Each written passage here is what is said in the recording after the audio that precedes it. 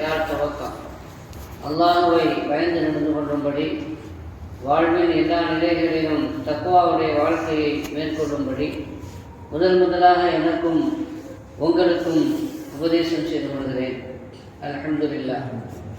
அல்லாஹ்வுடைய மாபெரும் கிருபையால் பகல் காலங்களில் நோன்பு நோக்கவும், இரவு காலங்களில் முழுமையாக 20 ரக்காத் தராவீஹ் தொழுகையில் பங்கெடுக்கவும் அல்லாஹ் நமக்கு தௌஃபீக் செய்தான். அல்ஹம்துலில்லாஹ். எதை நாம் செய்தோமோ, எதை நாம் சொன்னோமோ, எதை நாம் கேட்டோமோ அதை அல்லாஹ் கபூல் செய்வானாக.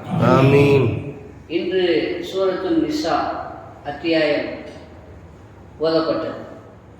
சூரத்துன் நிசா என்று சொன்னால் பெண்கள் அத்தியாயம். குர்ஆன் ஷரீஃபிலே 114 அத்தியாயங்கள் உண்டு. அதில் சூரத்துல் ரிஜால் ஆண்கள் அத்தியாயம் என்று ஒன்று தனியாக இல்லை.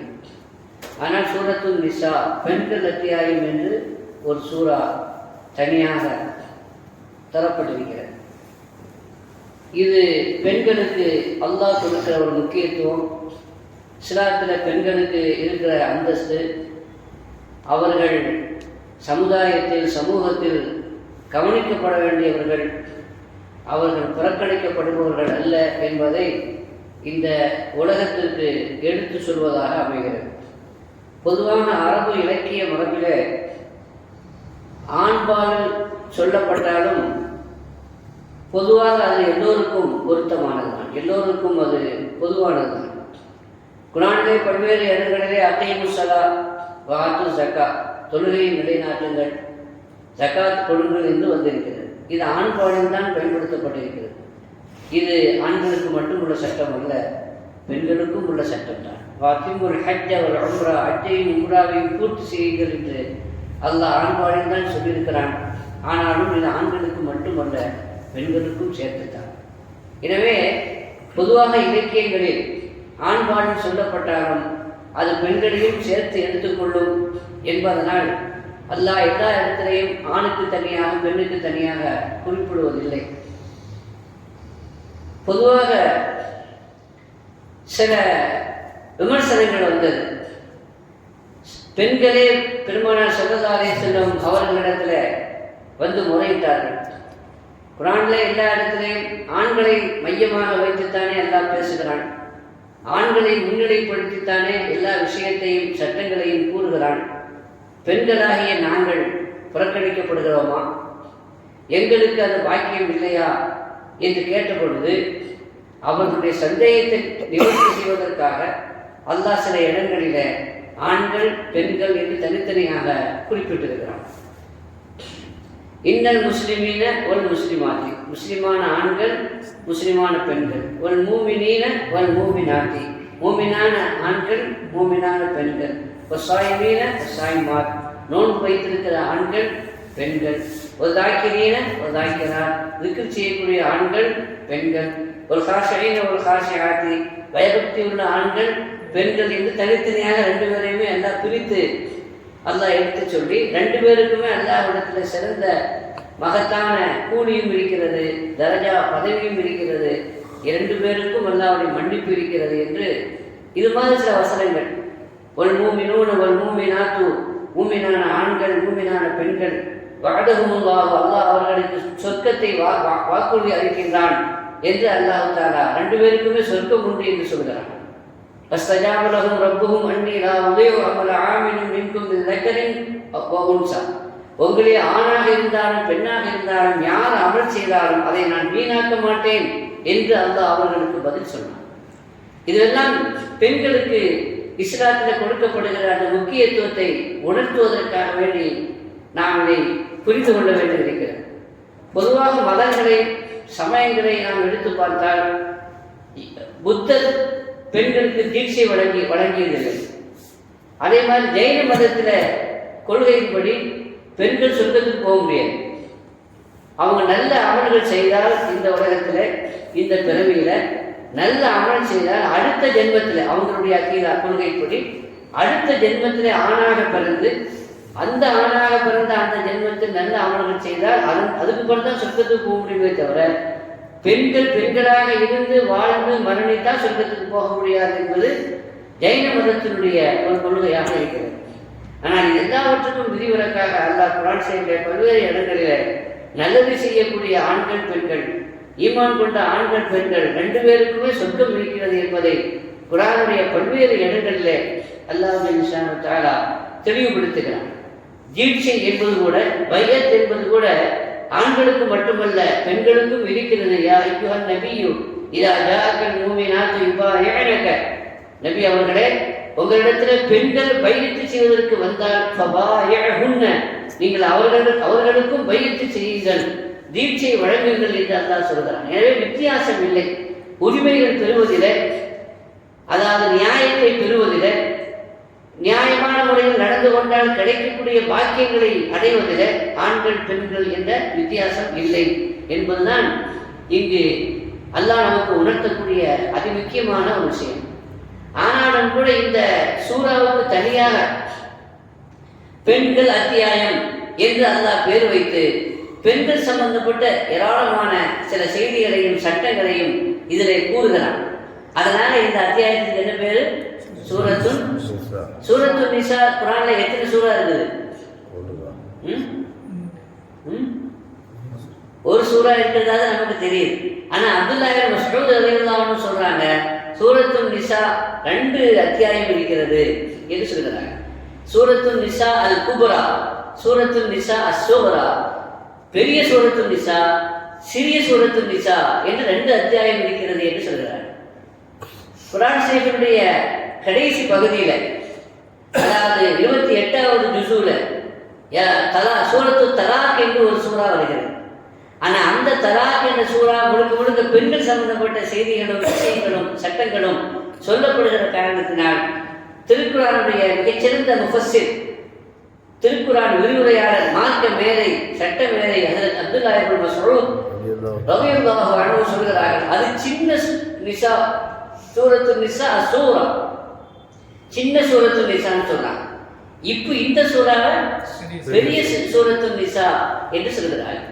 ஆக 2 சூறாக்களில் குறிப்பா குர்ஆனுடைய பல்வேறு இடங்களில் ஆங்காங்கே பெண்களுக்குண்டான நியாயங்கள், உரிமைகள், அவர்களை பற்றி சொல்லப்பட வேண்டிய விஷயங்கள், செய்திகள் சொல்லப்பட்டாலும் கூட இந்த 2 அத்தியாயத்தில் அதிகமாக என்ன செய்யப்படுகிறது, சொல்லப்படுகிற காரணத்தினால் இதற்கு சூரத்துன் நிசா பெண்கள் அத்தியாயம் என்று பெயர் வைக்கப்பட்டிருக்கிறது.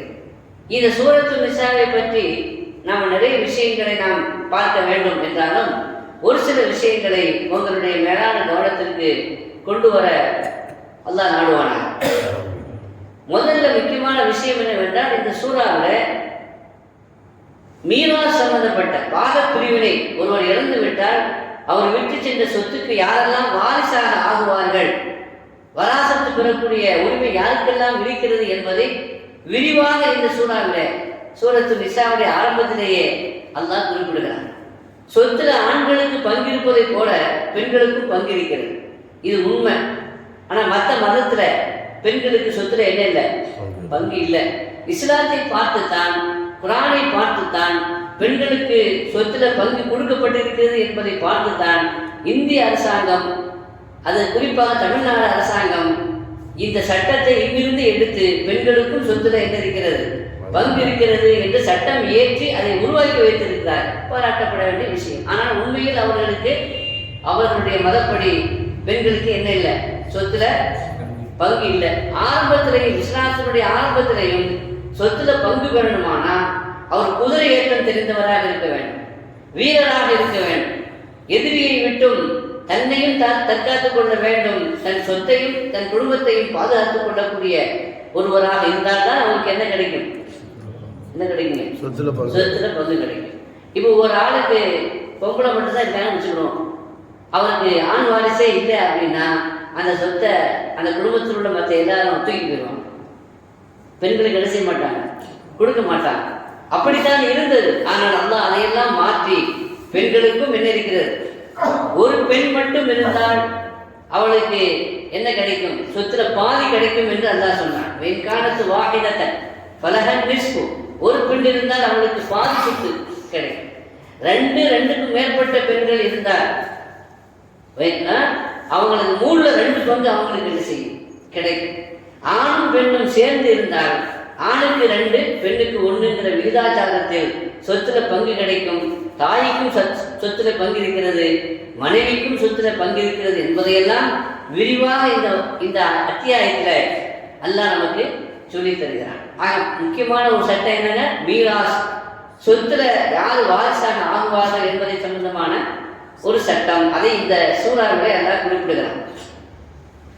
2வது, திருமணத்துல எந்த பெண்ணை எல்லாம் கல்யாணம் செய்யக்கூடாது, எந்த பெண்களை கல்யாணம் செய்வது ஹராம், அதையும் இந்த சூறாவிலே ஹுர்ரிமத் அலைக்கும் உம்மஹாத்துக்கும் வபனாத்துக்கும் வஅஹவாத்துக்கும், உங்களுடைய தாய்மார்கள் உங்களுக்கு ஹராம், உங்களுடைய மகள் உங்களுக்கு ஹராம், உங்களுடைய சகோதரிகள் உங்களுக்கு ஹராம், உங்களுடைய தாய்மொழி சகோதரி மாமின்னு சொல்லுவாங்களா, அம்மத்துக்கு என்ன சொல்றது உங்க ஊருக்குல சில மாமின்னு சொல்லுவாங்க, அது உங்களுக்கு ஹராம்.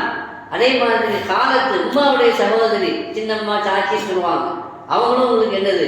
அதே மாதிரி சகோதரனுடைய மகள் சகோதரியுடைய மகள் அதுவும் உங்களுக்கு என்னதுதான், ஹராம் தான்.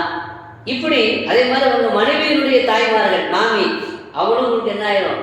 அதே மாதிரி பால்குடி சகோதரிகள் உங்களுக்கு ஹராம் என்று ஒரு பட்டியலை எல்லாம் என்ன செய்யலாம் இந்த வசனத்தில் இந்த சூறாவில் அல்லாஹ் தான் தெளிவுபடுத்துகிறான்.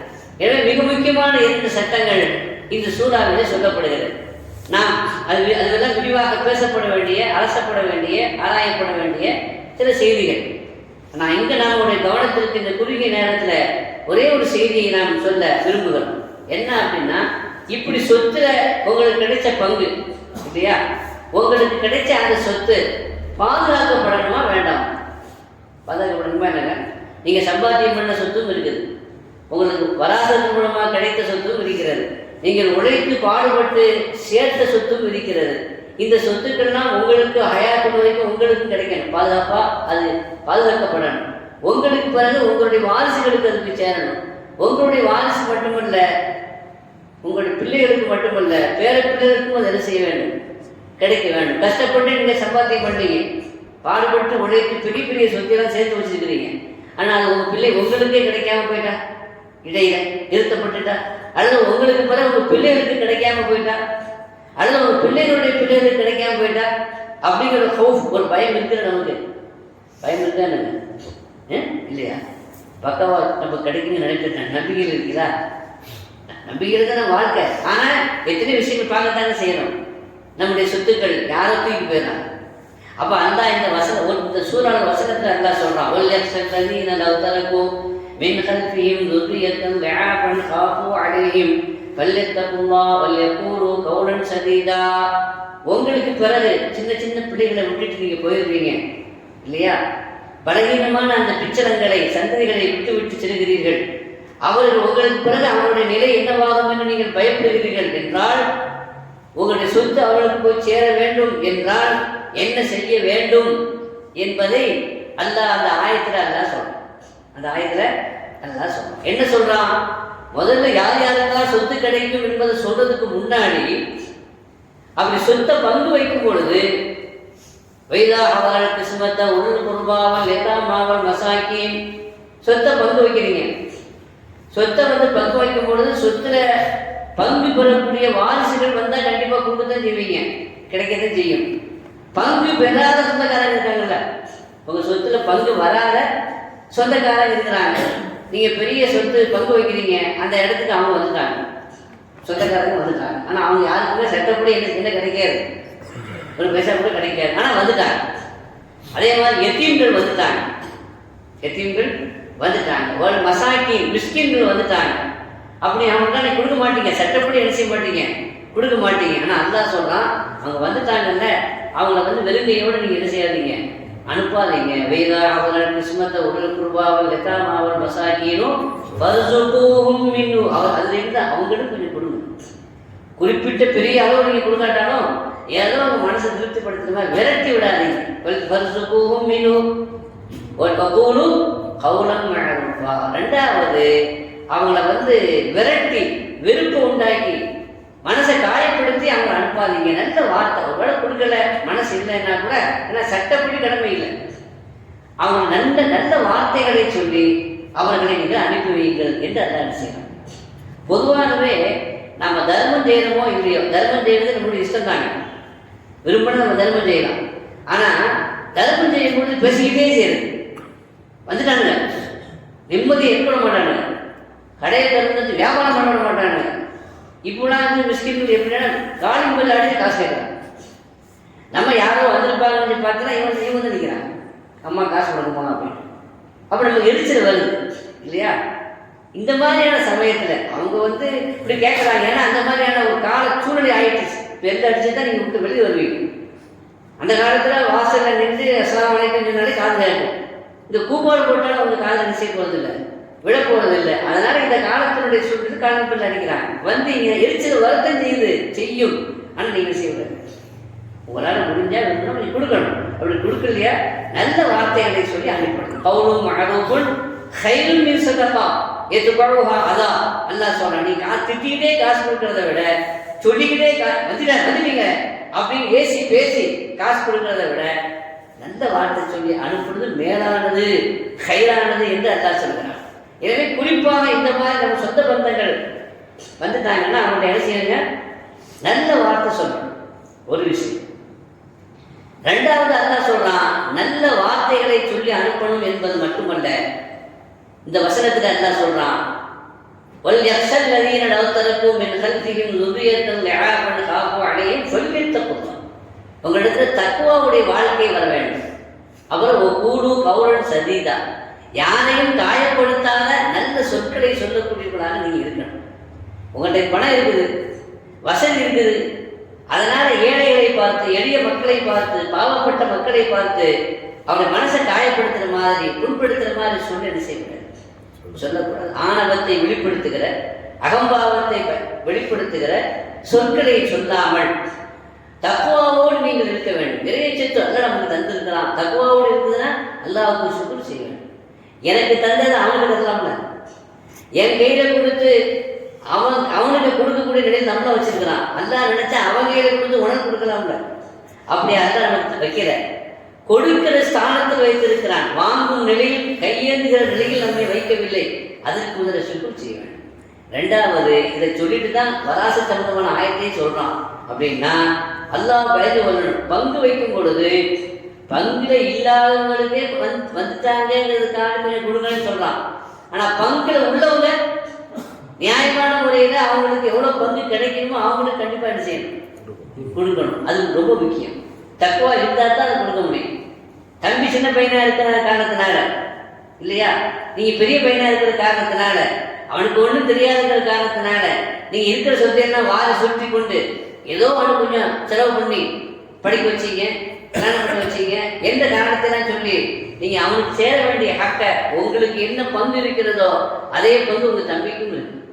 அவன் சின்ன பையனாக இருக்கிறான், உழைப்பதற்கும் வியாபாரம் செய்வதற்கும் அவன் தகுதி இல்லாதவனாக இருக்கிறான். நீங்கள் தான் உழைக்கின்ற, வியாபாரம் செய்கிற, சம்பாதிக்கிற அந்த சக்தியோடு இருக்கிறீர்கள் என்றாலும், அவன் ஒன்றுமே செய்யாத ஆரம்ப நிலையில் இருந்தாலும் அவனுக்கும் உங்களுக்கும் பங்குல என்ன இல்லை, வித்தியாசம் இல்லை. 50 லட்சம் உங்களுக்குன்னா அவனுக்கு 50 லட்சம் கொடுக்கணும்.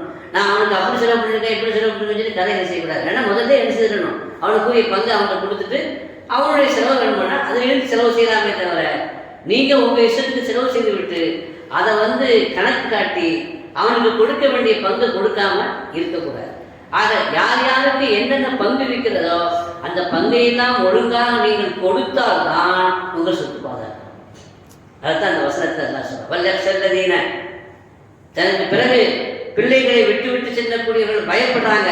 நம்முடைய பிள்ளைகள் என்ன ஆகுவாங்கன்னு பயப்படுறாங்கன்னா அவங்க பயப்படணும், கவனத்தோடு இருக்கணும், அல்லாஹ்வுடைய தக்வா இறையச்சத்தை கடைபிடிக்கணும், நல்ல வார்த்தைகளை நேர்மையான சொல்லை சொல்ல வேண்டும். அப்பொழுதுதான் உங்களுடைய சொத்து உங்களுக்கு பின்னாடி உங்களுடைய பிள்ளைகளுக்கு, உங்களுடைய பேர பிள்ளைகளுக்கு கிடைக்கும் என்று சொத்து பாதுகாக்கப்படுவதற்குண்டான அந்த வழிமுறைகளை, நடைமுறைகளை அல்லாஹ் இந்த வசனத்திலே தெளிவுபடுத்துகிறான். என்றால் நாம் கஷ்டப்பட்டு சம்பாதித்த பணமும் சரி, நமக்கு வந்த பணமும் சரி, அது முறையாக நமக்கு வந்திருந்தா தான் பாதுகாக்கப்படும். அடுத்தவருடைய ஹக்கை பறிமுதல் செய்து அதை கொள்ளையடித்து அதை கணக்கு காட்டி அவங்களிடத்து கள்ள கணக்கை காட்டி நாம் அவர்களை ஏமாற்றி விட்டு சேர்த்து வைத்த பணம் நிச்சயமாக அது பாதுகாக்கப்படாது. ஒருவேளை உங்களுடைய மூத்த வரைக்கும் இருந்தாலும் அது உங்களுக்கு பிள்ளைகளுக்கு போய் சேராது, அப்படியே சேர்ந்தாலும் பேர பிள்ளைகளுக்கு போய் சேராது. எனவே சொத்துக்கள் பாதுகாக்கப்பட வேண்டும் என்றால் என்ன செய்ய வேண்டும் என்பதை அந்த வசனத்தில் அல்லாஹ் என்ன சொல்கிறான்? முறையாக யார் யாருக்கு என்னென்ன பங்கு கிடைக்க வேண்டுமோ அந்த பங்கை கொடுக்க வேண்டும். முதல் விஷயம். அதுக்கு அடிப்படையான விஷயம் தக்வா, அல்லாஹ்வுடைய அச்சம். மூன்றாவது கவுலன் சதீதா, நல்ல சொல்லை, நேர்மையான சொல்லை நீங்கள் சொல்ல வேண்டும். யாரையும் புண்படுத்துகிற, யாரையும் காயப்படுத்துகிற, அவன் ஹக்கம் வாங்க வந்திருக்கிறான், அவன் ஹக்கம் வாங்க வந்திருக்கிற அவனை விரட்டி விடுவது, அவனை கேவலப்படுத்துவது, அவனை கொச்சைப்படுத்துவது அது உங்களுக்கு ஆகுமானது அல்ல என்பது மாத்திரமல்ல, அதன் மூலமாக கிடைத்த அந்த சொத்து உங்களுக்கு பாதுகாப்பாக அது கடைசி வரைக்கும் இருக்காது என்ற செய்தியையும் இதன் உள்ளே அல்லாஹ் தஆலா வைத்திருக்கிறான். அந்த கருத்தை மையமாக வைத்து இந்த வசனங்களை வரிசைப்படுத்தி இருக்கிறான் என்பதை நீங்கள் விளங்கிக் கொள்ள வேண்டும். நாம குர்ஆனுடைய குர்ஆனிலையும் ஹதீஸிலையும் நாம் பார்க்கிறோம். நேற்று கூட சொன்னோம், அல்லாஹ்வுக்கு அழகிய கடன் கொடுப்பவர்கள் யார் என்று. கடன் அப்படிங்கிறது தர்மம். தர்மத்தை தான் அல்லாஹ் கடன் சொல்றான். தர்மத்தை தான். தர்மங்கிறது எப்போ அப்படின்னா கொடுக்க வேண்டிய கடமைகளை கொடுத்த பிறகு தர்மங்கிறது வருது. அவனுக்குரிய பங்கை கொடுக்கறது கடமை, ஜகாத்து கொடுக்கிறது கடமை, அது கடன் அல்ல. அதையெல்லாம் கொடுத்த பிறகு எக்ஸ்ட்ராவாக, கூடுதலாக, உபரியாக விரும்பி செய்யக்கூடிய தர்மங்களுக்கு தான் பேர் என்னது? கடன் என்று நாம் முதல்ல விளங்கிக் கொள்ளணும். இப்போ ஜகாத்து வாங்க வர்றாங்கல்ல, ஜகாத்து வாங்க வர்றவங்களே கூட இப்போ உலகத்தில் எப்படி இருக்குது? அவங்கள பிச்சைக்காரங்களாக நாம் நினைத்து கொண்டு இருக்கிறோம் இல்லையா? அவங்களெல்லாம் வாசலில் நிப்பாட்டி, தெருவில் நிப்பாட்டி ஏதோ சில சில்லறைகளை கொடுத்து நம்ம கடமையை செய்து விட்டதாக நினைத்து கொண்டு இருக்கிறோம். இங்கே ரெண்டு தவறு நடக்கிறது. சில்லறை மாற்றி கொடுக்கறதுனால ஜக்காத்து நிறைவேறாது. எவ்வளவு நீங்கள் கொடுக்க வேண்டுமோ அதை அத்தனையும் முறையாக யாருக்கு கொடுக்க வேண்டுமோ அவங்களுக்கு கொடுத்தா தான் என்ன செய்யும்? ஜக்காத்து நிறைவேறும். ஒன்று. ரெண்டாவது விஷயம், மிக முக்கியமான விஷயம் என்னன்னா, அவன் உங்கள்கிட்ட பணம், உங்க பணத்தை வாங்க வரல, நீ அவனுக்கு பிச்சை போடுவதற்கு, அவனுக்கு யாசகம் செய்கிற மாதிரி, அவனை யாசகம் கேட்கிற மாதிரி உங்க பணத்தை வாங்குறதுக்கு அவன் வரல. உங்களிடத்திலே அமானிதமாக இருக்கிற அவன் பணத்தை வாங்க தான் வந்துருக்கான். இதை நீங்க வழங்கணும். உங்களிடத்துல அந்த பணம் இருந்தாலும் அது ஜகாத்துடைய பணமாக இருந்தால் அது யாருக்கு கொடுக்கப்பட வேண்டுமோ, போய் சேர வேண்டுமோ, அது அவங்களுடைய ஹக்கு, அவங்களுக்குரிய ஹக்கு. எனவே அவன் தன்னுடைய பங்கு, ஒரு ஷேர், 2 பேர் பங்குதாரராக ஒரு கம்பெனி நடத்துறீங்கன்னு சொன்னா அவன் அவனுடைய ஷேரை வாங்குறதுக்கு உங்கள்கிட்ட வந்து வாசலையா பிச்சை கட்டி நிற்பான். அவனை என்ன செய்வீங்க? நீங்க மரியாதையோடு உள்ள கூப்பிடுவீங்களா இல்லையா? இப்படிதானே? உங்க ரூம்ல அவனுக்கு உங்களுக்கு சமமான சீட் கொடுப்பீங்களா இல்லையா? அந்த ஷேருடைய அளவு, விகிதாச்சாரம் எந்த அளவுக்கு இருக்குதோ அந்த அளவுக்கு அவனுக்கு ஒரு முக்கியத்துவம் கொடுப்போமா இல்லையா?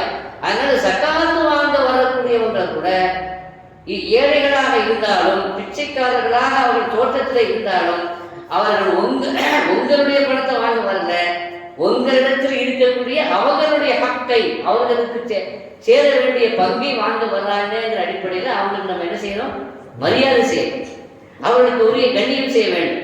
இது பங்கு ஜக்காத்து கொடுக்கும் பொழுது இப்படி இல்லையா? அதே மாதிரி தான் தர்மம் செய்யும் பொழுது உங்களுடைய தர்மத்தை வாங்க வந்திருக்கிற பிச்சைக்காரர்களை அவர்களை ஏளனமாகவோ இழிவாகவோ பார்க்காமல் உங்களுக்கு தர்மம் செய்யக்கூடிய வாய்ப்பை வழங்குவதற்காக, நீங்கள் நன்மையை பெறுவதற்கு அவர்கள் உதவி செய்கிறார்கள் என்று நீங்கள் இது செய்ய வேண்டும். அப்பொழுதுதான் நாம் செய்யக்கூடிய தர்மங்கள் பாதுகாக்கப்படும். அந்த தர்மத்தினுடைய பலன் நமக்கு என்ன செய்யும்? கிடைக்கும் என்பதை நீங்கள் புரிந்து கொள்ள வேண்டும். ஆக நான் ஒரே ஒரு 2 செய்தி சொல்லி இன்று நாம் பயானை நிறைவு செய்யலாம். ஒன்று என்னன்னா, அல்லாஹ் நீங்க செய்யக்கூடிய தர்மத்தை கடன் என்று ஏன் சொன்னான்? அல்லாஹ்வுக்கு அழகிய கடன் கொடுப்பவர் யார் என்று கேட்கிறான். அல்லாஹ்வுக்கு கடன் கொடுக்கறதுன்னா என்னங்க அர்த்தம்? தர்மம் செய்வது தானே. தர்மம் செய்வதை ஏன் கடன் என்று சொன்னான்? அல்லாஹ் கடன் என்று சொன்னதுனால தான் அந்த யூத ஃபன்ஹாஸ்ங்கிற பங்கஸ் பிடிச்சவன் அல்லாஹ் கடன் கேட்கிறான் அப்படின்னா பல ஏழை ஆயிட்டானா? அவன் என்ன சொன்னான்? அல்லாஹ் ஏழை ஆயிட்டானா? துடுக்குத்தனமான வார்த்தைகளை சொன்னான். அல்லாஹ் கடன் கேட்கிறான்னு சொன்னா அவன் ஏழை ஆயிட்டான்னு அர்த்தம் இல்லை. அதுல என்ன செய்தி இருக்குதுன்னா, பொதுவாக நீங்க தர்மம் செய்வீங்க, செய்யக்கூடிய தர்மம் திருப்பி வருமா உங்களுக்கு? தர்ம சவாபு வரும். இப்போ நீங்க ஒரு ஆளுக்கு ஒரு 10 ரூபா கொடுத்தீங்க, ஒரு 100 ரூபா கொடுத்தீங்க, ஒரு 1000 ரூபா தர்மம் பண்ணீங்க, அவர் திரும்பி கொண்டு தருவாரா? தரமாட்டேன். நீங்கள் கேட்க முடியுமா? கேட்க முடியும். ஆனால் கடன் கொடுத்தா அது திரும்ப வரும் இல்லையா? அதை அல்லாஹ் என்ன சொல்றான், நீங்கள் கொடுக்கிற தர்மம் என்பது என்னை பொறுத்த வரைக்கும் நீங்கள் எனக்கு தரக்கூடிய கடன். நீங்கள் எனக்கு தரக்கூடிய கடன். எப்படி கடன் வந்து திரும்பி எப்படி வருமோ அதே மாதிரி நீங்கள் கொடுக்கிற தர்மம் திருப்பி உங்களுக்கு என்ன செய்யும்? வரும். வெறும் நீங்கள் கொடுக்கிறது மட்டும் வராது, வட்டியோடு சேர்ந்து என்ன செய்யும்? வரும் என்று அல்லாஹ் தஆலா சொல்கிறார்.